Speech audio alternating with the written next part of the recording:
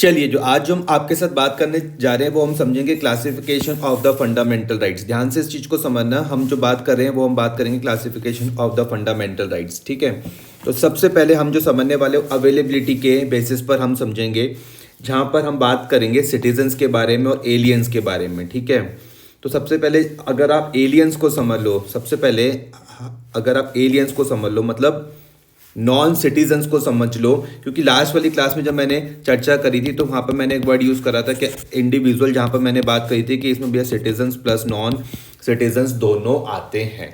ठीक है, तो अगर आप एलियंस वर्ड को समझो तो आप इससे क्या समझ रहे हो, नॉन सिटीजन, इसको दो उसमें डिवाइड करा गया, एक तरफ क्या है भैया फ्रेंडली एलियंस और दूसरी तरफ क्या है एनिमी एलियंस। ठीक है, तो आप इसको कैसे समझोगे, citizens of a country with which India is at war, ध्यान से समझना, उसको हम क्या समझते हैं, उसको हम एनिमी एलियंस समझते हैं कि उस कंट्री के सिटीजन्स के बारे में बात हो रही है, उस कंट्री के सिटीजन्स के बारे में बात हो रही है जिस कंट्री के सिटीजन्स के साथ अभी भारत वॉर पे है। तो अभी अगर आप प्रेजेंट टाइम पर देखोगे तो इंडिया का वॉर किसी भी कंट्री के साथ नहीं चल रहा है, इंडिया का वॉर किसी भी मतलब इंडिया किसी भी कंट्री के साथ वॉर वाली सिचुएशन पे नहीं है। तो अभी हमारे पास एनिमी एलियन कोई भी नहीं है प्रेजेंट टाइम पर। ठीक है, तो enemy aliens do not enjoy any fundamental right. तो पहली चीज आप सब यहाँ तक समझना कि अगर एनिमी एलियन की बात आई, सपोज करते हैं अभी फिलहाल तो कोई नहीं है, लेकिन अगर एनिमी एलियन की बात आई तो एनिमी एलियंस किसी भी फंडामेंटल राइट को एंजॉय नहीं करते हैं। ठीक है, इनको छोड़ दो तो उसके अलावा सब कौन है, फ्रेंडली एलियंस। एनिमी एलियंस की डेफिनेशन आप समझ गए, तो इसके अगर आप ये समझ गए तो आपको फ्रेंडली एलियंस समझने में कोई दिक्कत ही नहीं है कि जो बच गए सबके सब क्या है, फ्रेंडली एलियंस। ठीक है, अब यहाँ पर देखो अवेलेबिलिटी के बेसिस में जब हम बात कर रहे हैं कि all fundamental rights available to citizens, अगर आप भारत के नागरिक हैं तो आपको सारे के सारे fundamental right, all fundamental rights आपके लिए अवेलेबल हैं, आप हर एक फंडामेंटल राइट को एंजॉय कर सकते हो अगर आप भारत के नागरिक हो तो कोई दिक्कत तो नहीं। अवेलेबिलिटी बात समझ में आ रही है, all fundamental rights are available to citizens. दूसरा, aliens foreigners enjoy all the fundamental rights, मतलब किसके बारे में बात हो रही है, सिर्फ इनके बारे में बात हो रही है भाई, फ्रेंडली एलियंस के बारे में बात हो रही है, क्योंकि एनिमी एलियंस तो किसी भी फंडामेंटल राइट को एंजॉय नहीं करते हैं। ठीक है, तो यहाँ पर क्या लिखा हुआ है, एलियंस मतलब फॉरनर्स, एलियंस मतलब foreigners enjoy all the fundamental rights, सिर्फ किस किस को छोड़ के, 15, 16, 19, 29, 30 एक्सेप्ट, ध्यान से देखना किस किस को छोड़कर, अगर मैं यहाँ पे लिख भी दूँ तो किस किस को छोड़कर 15, 16, 19, 29 एंड 30। ठीक है, अब कोई दिक्कत तो नहीं है, 15, 16, 19, 29 और 30, अगर इन फंडामेंटल राइट को छोड़ दिया जाए तो बाकी सब के सब फंडामेंटल राइट्स एलियंस मतलब फॉरनर्स एंजॉय करते हैं। ठीक है, इंपॉर्टेंट है, ध्यान से इस चीज़ को समझना। सिटीजन्स तो सारे के सारे फंडामेंटल राइट्स को एंजॉय करेंगे, एलियंस को हमने दो पार्ट्स में बांटा, एक तरफ हमने समझा एनिमी एलियंस जो किसी भी फंडामेंटल राइट को एंजॉय नहीं करने वाले, दूसरी तरफ हमने बात करी फ्रेंडली एलियंस की जो 15, 16, 19, 29, 30 इनको छोड़कर बाकी सब फंडामेंटल राइट एंजॉय कर सकते हैं। ठीक है, तो आपने अवेलेबिलिटी के बेसिस पर फंडामेंटल राइट्स की क्लासिफिकेशन समझिए कि किसको कितने कितने फंडामेंटल राइट अवेलेबल है, सिटीजन्स को कितने हैं, ठीक है, फ्रेंडली एलियंस को कितने हैं और एनिमी एलियंस को कितने हैं।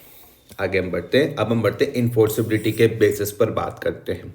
तो इन्फोर्सिबिलिटी के बेसिस पर जब हम बात करेंगे तो हमारे पास सेल्फ एग्जीक्यूटरी फंडामेंटल राइट्स हैं और दूसरी ओर हमारे पास non self executory fundamental right है। आप इसको इस तरीके से समझोगे कि जिन फंडामेंटल राइट को एग्जीक्यूट करने के लिए किसी की जरूरत ना पड़े, मतलब किसी सब्सिक्वेंट लॉ की जरूरत ना पड़े, तो उस तरीके के फंडामेंटल राइट को हम नाम देते हैं सेल्फ एग्जीक्यूटरी फंडामेंटल राइट। और अगर किसी फंडामेंटल राइट को एग्जीक्यूट करने के लिए हमें किसी लॉ की जरूरत पड़ रही है, किसी एक्ट की जरूरत पड़ रही है, तो उनको हम क्या नाम देंगे, non self executory fundamental right. इतना ही सिंपल है। ठीक है, इन टर्म्स ऑफ इन्फोर्सिबिलिटी पर आप समझना कि अगर किसी फंडामेंटल राइट को एग्जीक्यूट करने के लिए आपको किसी लॉ की जरूरत नहीं पड़ रही है तो वो क्या कहलाएंगे, वो सेल्फ एग्जीक्यूटरी फंडामेंटल राइट। और फिर से बता रहा हूँ कि अगर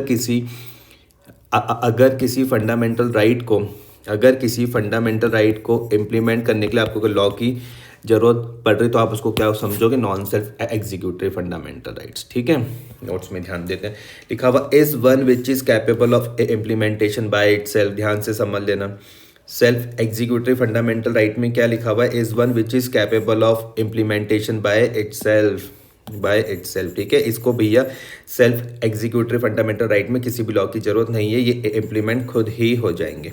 धीरे धीरे करके सबको समझेंगे। नेक्स्ट है, it does not need a subsequent legislation to be made by the state for its implementation. इनको किसी भी सब्सिक्वेंट लेजिस्लेशन की जरूरत नहीं है, ध्यान से समझना, डज नॉट नीड। मैं इसको हाईलाइट कर दूं अगर आपके लिए यहाँ पर, तो आपको थोड़ा बहुत समझ में आ जाएगा भैया, डज नॉट नीड, किसी भी सब्सिक्वेंट लेजिस्लेशन की जरूरत नहीं है इनको, ठीक है, डज नॉट नीड। दूसरी ओर अगर मैं यहाँ पे पहुँचता हूँ, यहाँ पे क्या लिखा हुआ, is one which is incapable of implementation by itself. यहाँ पर ये क्या है भैया, ये इनकैपेबल है, यहाँ पर इम्प्लीमेंटेशन खुद से नहीं हो सकता। यहाँ पर वर्ड क्या आ रहा है, इनकैपेबल वर्ड आ रहा है, ठीक है।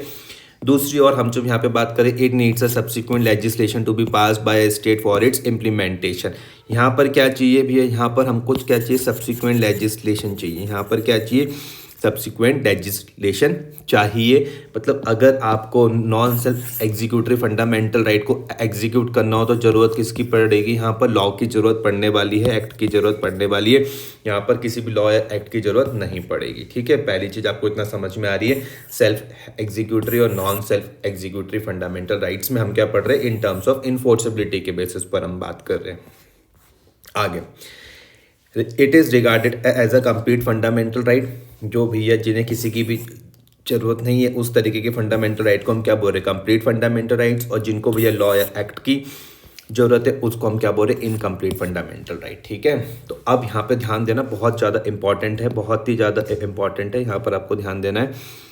फंडामेंटल राइट्स जो हमें कहाँ कहाँ पर दिए हुए, ध्यान से सुनो, फंडामेंटल राइट्स जो हमको कहाँ कहाँ पर दिए हुए, आर्टिकल 17, 18, 21A, 23, 24, याद रखना यहाँ पर इंपॉर्टेंट है, ध्यान देना। 17, 18, 21A, 23 और 24, ये जो फंडामेंटल राइट है, 17, 18, 21A, 23 और 24, ये सारे के सारे वो फंडामेंटल राइट है जिन्हें एग्जीक्यूट करने के लिए किसकी ज़रूरत पड़ने वाली है, लॉ की ज़रूरत पड़ने वाली है, एक्ट की ज़रूरत पड़ने वाली है, बिना उसकी एग्जीक्यूट नहीं हो सकते। तो ये वाले फंडामेंटल राइट को हम क्या बोल रहे हैं, non self executive fundamental right. मेरे हिसाब से इतनी बात समझ में आई होगी। इनको अगर छोड़ दें तो बाकी सारे के सारे जो फंडामेंटल राइट है वो क्या है, सेल्फ एग्जीक्यूटरी है। इनको छोड़ दोगे तो बाकी सारे के सारे फंडामेंटल राइट क्या है, सेल्फ एग्जीक्यूटरी फंडामेंटल राइट है, ठीक है। तो मेरे हिसाब से आपको इन्फोर्सिबिलिटी के बेसिस पर सेल्फ एग्जीक्यूटरी फंडामेंटल राइट और non self executory fundamental right थोड़ा बहुत समझ में आया होगा, ठीक है। अब समझते हैं एक एक करके, why they are called non self executory fundamental right. इनको हम non self executive fundamental right क्यों बोलते हैं, तो एक एक करके हम समझते हैं। सबसे पहले मैं आर्टिकल 17 को उठाता हूँ। सबसे पहले मैं बात करता हूँ आर्टिकल नंबर 17 पर। आर्टिकल नंबर 17 किसके बारे में बात करता है, अनटचेबिलिटी को एबॉलिश करने के बारे में बात करता है, ठीक है। आर्टिकल नंबर 17 किसके बारे में बात करता है, अनटचेबिलिटी को एबॉलिश करने के बारे में बात करता है। And also declares practice of untouchability is the punishable offence. एक तो बोल रहा है कि भैया एबॉलिश करो अनटचेबिलिटी को, और साथ साथ क्या बोल रहा है, और साथ साथ क्या डिक्लेयर कर रहा है कि भैया जो प्रैक्टिस है अनटचेबिलिटी की वो क्या है, एक पनिशेबल ऑफेंस है। वो क्या है, एक पनिशेबल ऑफेंस है। इतनी मेरी बात समझ में आ रही है कि नहीं आ रही है। तो ये मैं किस में बात कर रहा हूँ, ये मैं बात कर रहा हूँ भैया आर्टिकल नंबर 17 पर। आर्टिकल नंबर 17 दो तरीके की बातें कर रहा है, एक तो अनटचेबिलिटी को एबॉलिश करने की बात कर रहा है, और दूसरा वो क्या कर रहा है कि अनटचेबिलिटी की प्रैक्टिस को बोल रहा है कि भैया वो क्या है, एक पनिशेबल ऑफेंस है, ठीक है। लेकिन वो क्या नहीं बोल रहा है, उस चीज़ में ध्यान देना। अब आपको पता है कि अगर आर्टिकल नंबर 17 अगर नॉन सेल्फ एग्जीक्यूटरी है, आर्टिकल नंबर 17 अगर नॉन सेल्फ एग्जीक्यूटरी है, तो इसे एग्जीक्यूट करने के लिए किसकी जरूरत पड़ने वाली है, लॉ की जरूरत पड़ने वाली है। आगे देखते हैं तो क्या लिखा हुआ, but article number 17 does not provide punishment. Punishment की कोई बात नहीं करी गई भैया, पनिशमेंट की कोई बात नहीं करी गई थी किस में, आर्टिकल नंबर 17 में। कि चलो अनटचेबिलिटी ना हो, ये बात तो समझ में आ रही है कि अनटचेबिलिटी करना एक पनिशेबल ऑफेंस है, ये बात तो समझ में आ रही है। लेकिन क्या पनिशमेंट मिलेगी, ऐसी तो कोई बात करी नहीं गई आर्टिकल 17 में, ऐसी तो कोई बात करी नहीं गई कि क्या पनिशमेंट मिलेगी। तो अब देखो क्या लिखा हुआ, untouchability is an punishable offence in accordance with law. Important, ध्यान देना, अकॉर्डेंस विद लॉ। याद रखो इस चीज को कि आपके पास जो अनटचेबिलिटी है वो क्या है, पनिशेबल ऑफेंस है, किसके अकॉर्डिंग, अकॉर्डेंस विद लॉ। यहाँ तक कोई दिक्कत इतनी बात समझ में आ रही, कोई टेंशन की बात तो नहीं? ठीक है, तो अब यहाँ पर आर्टिकल 17 में, आर्टिकल 17 से सीधा बात कहाँ पर ट्रांसफर होगी भैया? पार्लियामेंट, और पार्लियामेंट इसमें क्या बनाएगा? एक्ट बनाएगा, ठीक है, लॉ बनाएगा। तो क्या लिखा हुआ है? 10 article 35, 10 article 35 of the constitution क्या है उसमें? It confers the power on the parliament to provide. भैया पार्लियामेंट को क्या मिल गई? पार्लियामेंट को क्या मिल गई भैया? पावर मिल गई। पार्लियामेंट को क्या मिल गई? पावर मिल गई। किस बारे में पावर मिल गई? कि भैया ये क्या बनाएंगे? लॉ बनाएंगे by prescribing punishment for violation of article 17। Article 17 का ध्यान से इस चीज को समझना, आर्टिकल 17 का कोई भी वायलेशन करेगा तो उसके लिए लॉ बनाने की पावर किसके पास है? पार्लियामेंट के पास है। ऐसा कहाँ लिखा हुआ? आर्टिकल 35 में, ठीक है। तो इन्होंने क्या बनाया भैया? एक लॉ बनाया, उस लॉ का नाम क्या है? Accordingly parliament enacted civil rights protection act 1955। Parliament ने क्या बनाया? लॉ बनाया, उस लॉ का नाम क्या है? Civil rights protection act 1955। याद रखना इस लॉ का नाम क्या है? सिविल राइट्स प्रोटेक्शन एक्ट 1955, ठीक है जी। तो याद रहेगा सिविल राइट प्रोटेक्शन एक्ट 1955 किसके लिए लॉ बना हुआ? आर्टिकल नंबर 17 के लिए। और आर्टिकल नंबर 17 की अभी जो हम किस सेंस में हम इसको समझ रहे हैं, आर्टिकल नंबर 17 को हम non self executory fundamental rights के सेंस में हम इसको समझ रहे हैं, ठीक है। तो देखो 1955 में लॉ बना, कब बना? 1955 में। और इस लॉ में क्या बताया? Which prescribe punishment for the violation of article 17 की, आर्टिकल 17 का जो वायलेशन करेगा उसको क्या पनिशमेंट मिलेगी, ये वाली बात कब पता लगी? 1955 में, 1955 में। मतलब इससे पहले तो कोई लॉ था ही नहीं, इससे पहले तो कोई लॉ था नहीं। अनटचेबिलिटी कोई करेगा तो भाई बात समझ में आ रही है कि भैया चलो पनिशेबल ऑफेंस से अनटचेबिलिटी नहीं करनी चाहिए, लेकिन कोई करेगा तो उसको क्या पनिशमेंट मिलेगी? ऐसा तो कहीं कुछ था नहीं, उससे पहले कोई पनिशमेंट थी नहीं भाई, तो खाली लॉ था बस वो। लेकिन अब उस लॉ के साथ क्या है? अब उस आर्टिकल के साथ क्या, मतलब इससे पहले वो सिर्फ एक खाली आर्टिकल था, आर्टिकल 17 किसी काम का नहीं था। लेकिन अब उसके साथ यहाँ पर क्या है भैया? लॉ भी है। तो अगर अब किसी ने अनटचेबिलिटी करी तो उसको क्या मिलेगी? पनिशमेंट मिलेगी according to civil rights protection act 1955, ठीक है। ये बात मेरे हिसाब से आपको थोड़ी बहुत समझ में आई होगी। अगला हम देखते हैं आर्टिकल 18 क्लॉज 2। ये क्या है? No citizen shall receive title from a foreign state. सीधा मना कर दिया कि कोई भी सिटीजन टाइटल रिसीव नहीं करेगा किसी भी फॉरेन स्टेट से। ऐसा कहाँ बोला? आर्टिकल क्लॉज 2 पर। लेकिन अगर किसी ने कर लिया तो उसके साथ क्या होगा? तो ये सारी बातें तो कहाँ पर लिखी जाएगी? लॉ पे लिखी जाएगी। अगर किसी ने कर लिया भाई, अगर किसी ने रिसीव कर लिया टाइटल किसी फॉरेन स्टेट से तो उसके साथ क्या होगा? ये सारी बातें कहाँ पे लिखी जाएगी? लॉ पे लिखी जाएंगी। लेकिन अच्छी बात क्या है या बुरी बात आप इसको समझो तो क्या है? Till today parliament has not made, क्या लिखा हुआ? Till today parliament has not made any law. अभी तक भैया पार्लियामेंट ने कोई भी इसमें लॉ नहीं बनाया, ठीक है। आर्टिकल 18 क्लॉज 2 पर अभी तक कोई भी लॉ पार्लियामेंट के द्वारा नहीं बना है, इसलिए सिर्फ ये क्या है? एक डिक्लेरेटरी प्रोविज़न है। इसलिए सिर्फ ये क्या है? एक डिक्लेरेटरी प्रोविज़न है, नॉट एन इम्प्लीमेंटेबल प्रोविज़न। सबको हम डिटेल में पढ़ेंगे, टेंशन की कोई बात नहीं। अभी सिर्फ इनकी हम चर्चा कर रहे हैं as a non self executory fundamental rights के तौर पर, बस इतना आप समझो।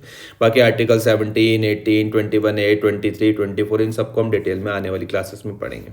नेक्स्ट है आर्टिकल 21A।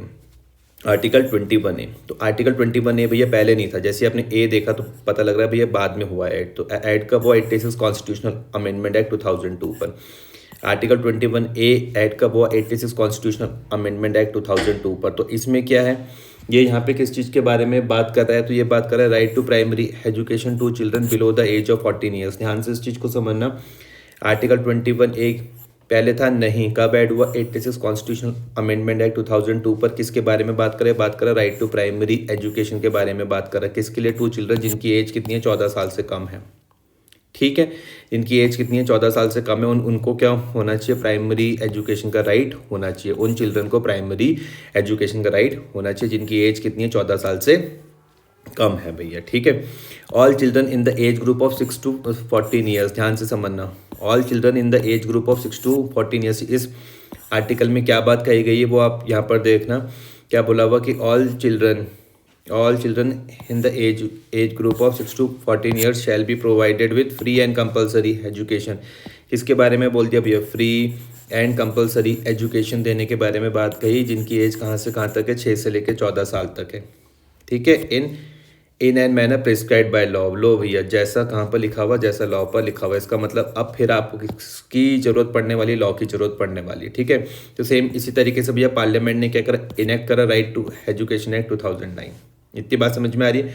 आर्टिकल समझ में आया। आर्टिकल 21A समझ में आया। कब आया, 86 कॉन्स्टिट्यूशनल अमेंडमेंट एक्ट 2002 में क्या बोलता है भैया, 6 से 14 साल के बच्चों को क्या मिलनी चाहिए, फ्री एंड कंपलसरी एजुकेशन मिलनी चाहिए। तो इसके लिए क्या बनाना पड़ेगा, लॉ बनाना पड़ेगा। उस लॉ का जो पार्लियामेंट ने जो लॉ इनेक्ट करा उसको हम क्या बोलते हैं, राइट टू एजुकेशन एक्ट 2009, ठीक है। Right to education act 2009। और इम्प्लीमेंट कब हुआ भैया, 1 अप्रैल 2010 में इम्प्लीमेंट हुआ है। इम्प्लीमेंट कब हुआ है, 1 अप्रैल 2010 में, ठीक है। नेक्स्ट जो हम बात करने जा रहे हैं, आर्टिकल नंबर 23 में हम बात करने जा रही है राइट अगेंस्ट एक्सप्लॉयटेशन। ध्यान से इस चीज को समझना। आर्टिकल नंबर 23 किस बारे में बात करने जा रहा है, राइट अगेंस्ट एक्सप्लॉयटेशन में बात करने जा रहा है।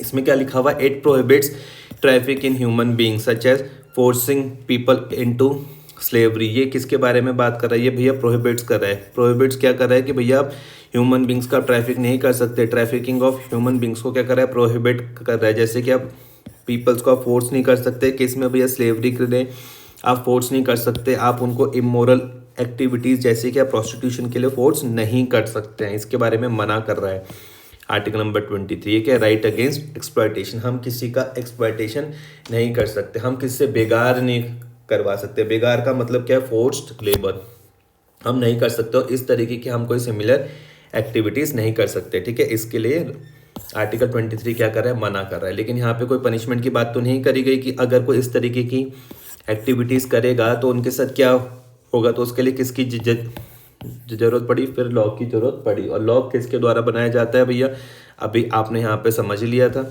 लॉ कौन लेकर आएगा, पार्लियामेंट लेकर आएगा। और ये कहाँ लिखी हुई, article number 35 of the constitution. It confers the power on the parliament to provide by law, ठीक है।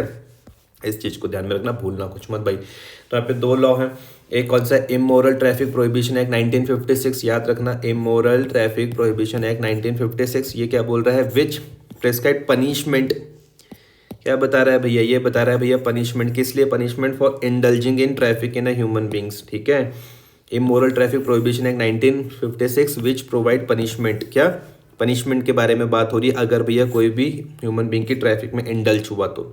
दूसरी ओर है bonded labour abolition and rehabilitation act 1976। दूसरी और क्या, bonded labour abolition and rehabilitation act 1976। ये एबॉलिश करने के बारे में बात कर रहे हैं, बेगार को एबॉलिश करने के बारे में बात कर रहे हैं। बेगार क्या था, फोर्स्ड लेबर था।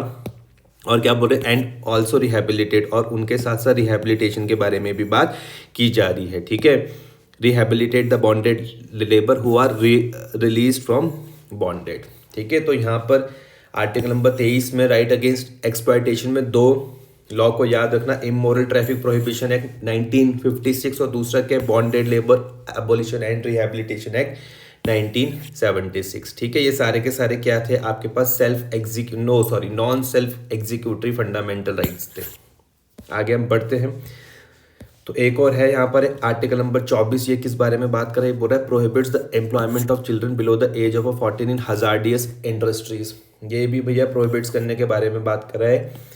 आर्टिकल नंबर 24 क्या बोल रहा है कि भैया एम्प्लॉयमेंट, किसी भी चिल्ड्रन को आप एम्प्लॉयमेंट नहीं दे सकते जिसकी एज कितनी है, 14 साल से कम है, और वो भी कहाँ पर, हजार्डियस इंडस्ट्रीज में, ठीक है। हजार्डियस इंडस्ट्रीज में जिस बच्चे की एज 14 साल से कम है आप उनको एम्प्लॉयमेंट नहीं दे सकते, इसके बारे में बात करी गई है, ठीक है। तो इसके लिए भी लॉ बना है। तो लॉ का नाम क्या है, child labour prohibition and regulation act 1986। बाद में इसको अमेंड भी किया गया कब, 2011 पर, ठीक है। याद रख लेना थोड़ा बहुत, child labour prohibition and regulation act 1986, बाद में इसको अमेंड भी किया गया कब, 2011 में। तो क्या लिखते हैं जरा उसको हम समझते हैं। लिखा हुआ, this act classified 14 industries, 14 industries को एज अ हजार्डियस इंडस्ट्रीज के तौर पे क्या करा भैया, क्लासीफाई करा। जिसमें क्या आ रही है, केमिकल इंडस्ट्री आ रही है, फायर क्रैकर्स इंडस्ट्रीज थी, मैच स्टिक थी, माइनिंग इंडस्ट्रीज एक्सेट्रा, ठीक है। लेकिन बाद में क्या हुआ, 2011 के टाइम पर, हाउएवर इन 2011 सीधा टोटल प्रोहिबिशन लगा दिया। 2011 में जब क्या हुआ, अमेंडमेंट हुआ, तो सीधा क्या कर दिया, टोटल प्रोहिबिशन लगा दिया इम्पोज्ड ऑन इंडस्ट्री। सिर्फ किस किस को छोड़ा, अगर फैमिली रन कोई बिजनेस है या फैमिली की फार्मिंग है या ऑडियो विजुअल बिजनेस है। तो इन तीनों को छोड़ के हर जगह पर भैया क्या लगा दिया, टोटल प्रोहिबिशन लगा दिया कि आप 14 साल से कम उम्र के बच्चों से कहीं पर भी काम नहीं करवा सकते। ठीक है, 2011 पर क्या कर दिया, टोटल प्रोहिबिशन लगा दिया। सिर्फ किस किस को छोड़ के, फैमिली रन बिजनेस को, फैमिली फार्मिंग को और ऑडियो विजुअल बिजनेस को छोड़कर। थर्ड है in terms of subject matter के बारे में मैं अगर बात करता हूँ, इन टर्म्स ऑफ सब्जेक्ट मैटर के बारे में जब हम बात करेंगे तो वहाँ पर राइट टू इक्वालिटी है, आर्टिकल 14 to 18, ध्यान से समझना, आप याद करो थोड़ा थोड़ा। Right to equality article 14 to 18, ठीक है। Right to freedom article 19 to 22, right against exploitation article 23-24, right to freedom of religion article 25 to 28, cultural and educational right article 29-30, जिसको माइनॉरिटी राइट्स के नाम से भी हम जानते हैं। फिर right to constitutional remedies article 32। ठीक है, in terms of subject matter याद रखना क्या है, राइट टू इक्वालिटी में क्या है, article 14 to 18, right to freedom में क्या है, article 19 to 22, right against exploitation में क्या है, article 23 to 24, right to freedom of religion में क्या है, article 25 to 28, cultural and educational rights में क्या है, आर्टिकल 29-30, जिसको हम किस नाम से जानते हैं, माइनॉरिटी राइट्स के नाम से जानते हैं। फिर right to constitutional remedy article number 32। तो आज की क्लास में जो हमने आपके साथ डिस्कस करा था वो हमने क्लासिफिकेशन ऑफ फंडामेंटल राइट्स को पढ़ा, अवेलेबिलिटी के बेसिस पर हमने बातें समझी, इन्फोर्सेबिलिटी के बेसिस पर हमने बातें समझी, बहुत इंपॉर्टेंट है भाई ये सब। और फिर हमने सब्जेक्ट मैटर के बेसिस पर क्लासिफिकेशन को समझा, किसके, फंडामेंटल राइट्स के। थैंक यू, आपसे मिलते हैं नेक्स्ट क्लास में।